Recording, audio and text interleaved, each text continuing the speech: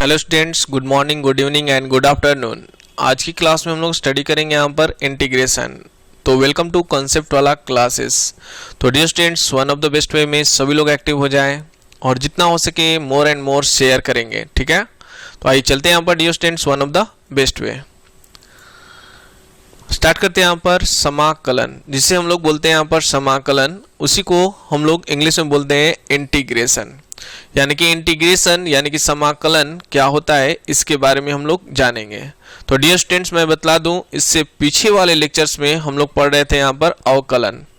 तो कहा जाता है यहाँ पर उल्टा। उल्टा का मतलब होता है जो अब अगर सत्य बोलते हैं तो उसका असत्य, या उल्टा शब्द हुआ। उसी तरह से हम लोग जानेंगे यहाँ पर समाकलन जो है वो क्या होता है। तो समाकलन अगर कहा जाए तो हम लोग बोलते हैं यहाँ पर अवकलन के प्रतिलोम को समाकलन कहते हैं। अवकलन के प्रतिलोम को समाकलन कहते हैं, यानी कि अवकलन का उल्टा कहा जाए तो हम लोग समाकलन कहते हैं। अवकलन के प्रतिलोम को समाकलन कहते हैं, ठीक है। जैसे यहाँ पर हम लोग एक एग्जाम्पल ले रहे हैं, किसी फंक्शंस का अगर हमें मालूम है अवकलन, यानी कि f' हमें मालूम है, यानी कि फंक्शंस का अवकलन मालूम है, ठीक है। तो जब फंक्शंस का अवकलन मालूम हो, हमें यह पता करना हो कि वह कौन से फंक्शंस का अवकलन है, तो इसके लिए हम लोग यूज करते हैं समाकलन का। यानी कि समाकलन क्या है? समाकलन जो है यानी कि f' से fx को प्राप्त करना हम लोग का समाकलन कहलाता है। यानी कि f' अगर दिया हुआ यहाँ पर डियर स्टूडेंट्स, तो हमें या कौन से फंक्शंस का यहाँ पर था डिफरेंशिएशन, तो यानी कि हम लोग बोलेंगे fx का। तो fx तक पहुँचना, हम लोग जिस प्रोसेस से fx तक पहुँचते हैं, जिस प्रक्रिया से हम लोग fx तक पहुँचते हैं, उसी प्रक्रिया को हम लोग समाकलन कहते हैं, ठीक है। तो क्लियर हो गया होगा डियर स्टूडेंट्स। और fx से f' तक जिस प्रक्रिया से हम लोग पहुंचते हैं उसे हम लोग बोलते हैं यहाँ पर अवकलन, जो कि हम लोग पिछले लेक्चर्स में पढ़ चुके हैं, ठीक है। तो आइए चलते हैं यहाँ पर डियर स्टूडेंट्स आगे। नेक्स्ट हम लोग बात करना शुरू करते हैं, यानी कि कोई फंक्शंस का डिफरेंशिएशन यानी fx प्लस c है और इसका हम लोग डेरिवेटिव करते हैं, तो मिलता है हम लोग को, क्या मिलता है हम लोग को डियर स्टूडेंट्स? fx, यानी कि कैपिटल fx प्लस c का अवकलन करते हैं तो हमें मिलता है fx, ठीक है। तो fx का जब हम लोग समाकलन करेंगे, fx का जब हम लोग समाकलन करेंगे तो हमें क्या मिलेगा? तो जिस फंक्शंस का अवकलन किया गया है, जिस फंक्शंस का अवकलन किया गया है उसी के बराबर। ध्यान से एक बार फिर से इस चीज को, सबसे इंपॉर्टेंट चीज है डियर स्टूडेंट्स, फार्मूला भी हम लोग निकालने के लिए इसका प्रयोग करेंगे, इस कॉन्सेप्ट का। यानी कि सबसे पहले हम लोग यह पता करेंगे कि कौन से फंक्शंस का अवकलन है, ठीक है। कौन से फंक्शंस का अवकलन है, उस फंक्शंस को ही अगर हम लोग यहाँ पर जो अवकलन है यहाँ पर, यानी fx जो है उसका अगर हम लोग समाकलन करेंगे तो वह उसी फंक्शंस के बराबर होगा जिस फंक्शंस का अवकलन किया गया है, यानी कैपिटल fx प्लस c के बराबर होगा, ठीक है। कैपिटल fx प्लस c, यानी जिस फंक्शंस का अवकलन किया जाता है, ठीक है, जिस फंक्शंस का अवकलन किया जाता है, अगर यहाँ पर जैसे fx प्लस c है, इसका अवकलन किए तो मुझे प्राप्त हुआ स्मॉल fx, ठीक है। तो अब अगर fx का, स्मॉल fx का इंटीग्रेशन करेंगे तो हमें मिलेगा कैपिटल fx प्लस c, जिस फंक्शंस का डिफरेंशिएशन किए थे उसी के बराबर, ठीक है। तो ये था हम लोगों का समाकलन के बारे में कॉन्सेप्ट, मेन कॉन्सेप्ट, ठीक है। कोई दिक्कत हो तो कमेंट करें, अदरवाइज आगे बढ़ते हैं, ठीक है। चलिए ध्यान से एक्टिव ऑल, थैंक यू। चलिए अब हम लोग बात करना शुरू करते हैं डियर स्टूडेंट समाकलन। समाकलन जो है वो दो प्रकार का होता है। पहला है अनिश्चित समाकलन और दूसरा है निश्चित समाकलन। पहला अनिश्चित समाकलन और दूसरा निश्चित समाकलन, ठीक है। अनिश्चित समाकलन और दूसरा है निश्चित समाकलन।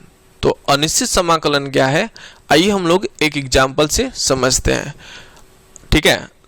ध्यान से देखिए, अनिश्चित समाकलन, जैसे यहाँ पर हम लोग fx कैपिटल fx है, जैसे यहाँ पर कैपिटल fx प्लस 2000 है, जैसे हमने बोला fx माइनस 2000 है, जैसे यहाँ पर fx प्लस c है, तो इन सभी का डिफरेंशिएशन जो है f' होगा। क्यों? क्योंकि fx का अगर हम लोग बोलेंगे तो f' कांस्टेंट नहीं है, तो f' रह जाएगा।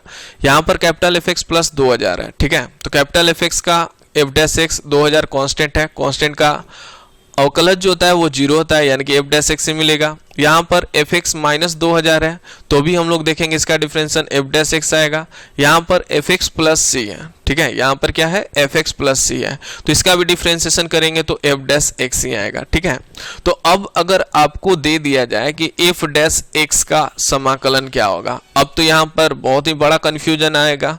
कोई बोलकर जाएगा कैपिटल एफ एक्स, कोई बोलकर जाएगा एफ एक्स प्लस 2000, कोई बोलकर जाएगा कैपिटल एफ एक्स माइनस 2000, कोई बोलकर जाएगा कैपिटल एफ एक्स प्लस सी, ठीक है। तो यहाँ पर हम लोग का क्या होगा, कंफ्यूजन हो गया कि अब किसको बोले। सब सही है, किसी को काट नहीं सकते हैं, ठीक है, सब सही है, किसी को काट नहीं सकते हैं। तो इसलिए यहाँ पर हो गया अनिश्चित, यानी कि सिर्फ हमें एफ डैश एक्स दिया हुआ है तो यह हम लोग नहीं बोल पाएंगे डियर स्टूडेंट्स कि किसका है, पहला का है एफ एक्स का है या एफ एक्स प्लस 2000 का है या एफ एक्स माइनस 2000 का है। तो यह हम लोग का हो गया अनिश्चित समाकलन, यानी कि एफ डैश एक्स का हम लोग इंटीग्रेशन करेंगे, यानी कि किसी भी फंक्शंस का एफ डैश एक्स का समाकलन यानी कि अनिश्चित समाकलन इसका हो जाएगा कैपिटल एफ एक्स प्लस सी। अब c के जगह पर अपने जरूरतानुसार रख सकते हैं। अगर फिक्स है कि एफ एक्स प्लस 2000 का है तो c बराबर 2000, अगर फिक्स है कि एफ एक्स माइनस 2000 का हम किए हैं तो c के जगह पर माइनस 2000 हो जाएगा, ठीक है। अगर पहले वाले के अनुसार कैपिटल एफ एक्स है तो इसमें c के जगह पर 0 रख देंगे, यानी कि सभी को संतुष्ट कर जाएगा। यानी कभी भी अनिश्चित समाकलन में पहले हम लोग किस फंक्शंस का है उसे पता करते हैं और एक अचर जोड़ देते हैं जिसमें जनरली यूज किया जाता है c का, यानी कैपिटल एफ एक्स प्लस सी, ठीक है, समझ में आ गया होगा। तो यानी कि उन सभी फलनों का ध्यान से समझेंगे। अनिश्चित समाकलन किसे कहते हैं, किसी भी फंक्शंस का सभी जितने भी उसके संभव समाकल हैं उनके सभी समुच्चयों को हम लोग बोलते हैं अनिश्चित समाकलन। ज्ञात करना हम लोग का कहलाता है अनिश्चित समाकलन, ठीक है। चलिए बहुत बढ़िया, कोई दिक्कत, एक बार फिर से सुन लेंगे। दिए गए फलन के जितने भी संभव पूर्वक हैं या प्रति अवकलज हैं या समाकल हैं उसके समुच्चय को हम लोग बोलते हैं अनिश्चित समाकलन। यानी किस फंक्शंस का है उसे तो लिखेंगे ही प्लस सी, अब सी के जगह पर वो पूरा कांस्टेंट आ जाएगा जो भी रहेगा, ठीक है। यानी कि अनिश्चित समाकलन दिए गए फलनों का जितने भी संभव समाकल है उनका संग्रह होता है, ठीक है, कोई दिक्कत। आइए चलते हैं यहाँ पर वन ऑफ द बेस्ट वे, आइए चलते हैं एक्टिव। नेक्स्ट जैसे यहाँ पर हम लोग जानेंगे, यहाँ पर अब हम लोग यहाँ पर हम लोग बोलते हैं, जैसे हमने बोला समाकल, तो बार बार जो समाकलन हम लोग बोल रहे हैं उसके समाकलन के लिए यह जो चिन्ह है प्रयोग किया जाता है, यानी कि एफ एक्स का समाकलन। तो एफ एक्स के समाकलन को हम लोग सूचित करते हैं, यहाँ पर लिखा हुआ है integration of F x D x. यह क्या है, एफ एक्स का समाकलन, किसके सापेक्ष, एक्स के सापेक्ष। तो जो फंक्शन जैसे एफ एक्स है, ठीक है, एफ एक्स है तो एफ एक्स का समाकलन करने पर क्या हो गया, कैपिटल एफ एक्स अब प्लस क्या हो जाएगा, सी। यानी कि जैसे हम लोग बोलेंगे ई का पावर एक्स का इंटीग्रेशन करना है तो ई का पावर एक्स का किसका डिफरेंशिएशन होता है, तो ई का पावर एक्स का, तो हम लोग बोल देंगे इसका इंटीग्रेशन क्या हो जाएगा, ई का पावर एक्स प्लस सी। तो ये सिंपल सा एक एग्जांपल है, एक बार फिर से रिफ्रेश होते हैं हम लोग। Integration of F x plus F x D x, integration of F x D x क्या होगा, कैपिटल एफ एक्स प्लस सी, ठीक है। अब इसमें सबसे पहले जानते हैं एक एक स्टेज कि कौन सा चीज क्या इंडिकेट करता है। सबसे पहले यह जो सिंबल है ये क्या है, हम लोग के लिए यह नया सिंबल है। आइए चलते हैं ध्यान से, यह जो सिंबल है हम लोग बोलते हैं समाकलन का चिन्ह, जिसे हम लोग समाकलन पढ़ते हैं, ठीक है। दूसरा यहाँ पर ये एफ एक्स जो है ये क्या है, तो इसे हम लोग बोलते हैं समाकल है। जिस फलन का समाकलन करते हैं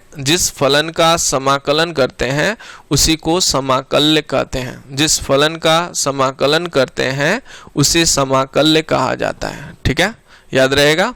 जिस फंक्शंस का समाकलन करते हैं उसे समाकल्य कहा जाता है, ठीक है। नेक्स्ट अब हम लोग जानते हैं यहाँ पर इसमें x है, ठीक है।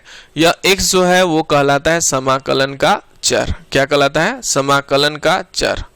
यानी कि यह किसके सापेक्ष में फलन बदल रहा है, इसको हम लोग बोलते हैं समाकलन का चर, ठीक है।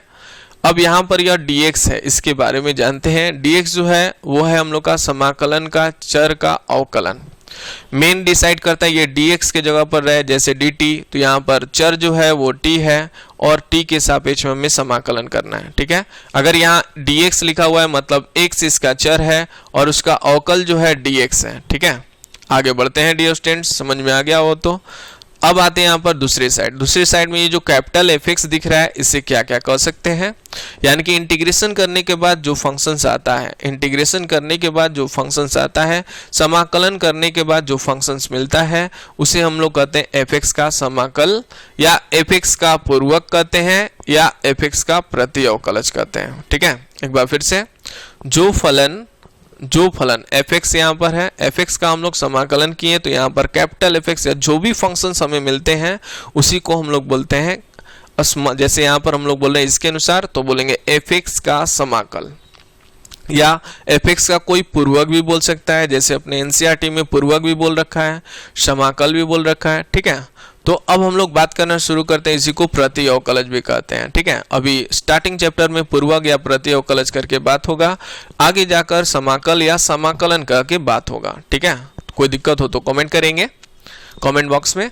नेक्स्ट अगेन अब हम लोग बात करना शुरू करते हैं, एक लास्ट यहाँ पर सी बच चुका है, तो सी जो है वो क्या है आप समझ चुके होंगे। इसको अब हम लोग एक नाम से पुकारते हैं, इसे बोलते हैं अनिश्चित समाकल अचर। क्या बोलेंगे? अनिश्चित समाकल अचर। क्लियर है, कोई दिक्कत? पूरा बढ़ते अब हम लोग यह पूरा सिंबल को क्या पढ़ते हैं, ऐसे तो मैंने शुरू में ही स्टार्टिंग में ही बता रखा है, एक बार फिर से समझेंगे। इसे पढ़ा जाता है फलन fx का x के सापेक्ष, किसके सापेक्ष? यहाँ x रहेगा तो x के सापेक्ष, dx है तो x के सापेक्ष, dt रहेगा तो t के सापेक्ष। ठीक है, तो फलन fx का x के सापेक्ष समाकलन, फलन fx का x के सापेक्ष समाकलन। ठीक है, कोई दिक्कत? अच्छा लगे तो डियर स्टूडेंट जरूर लाइक करेंगे। ठीक है, और जितना हो सके आप लोग शेयर भी करेंगे।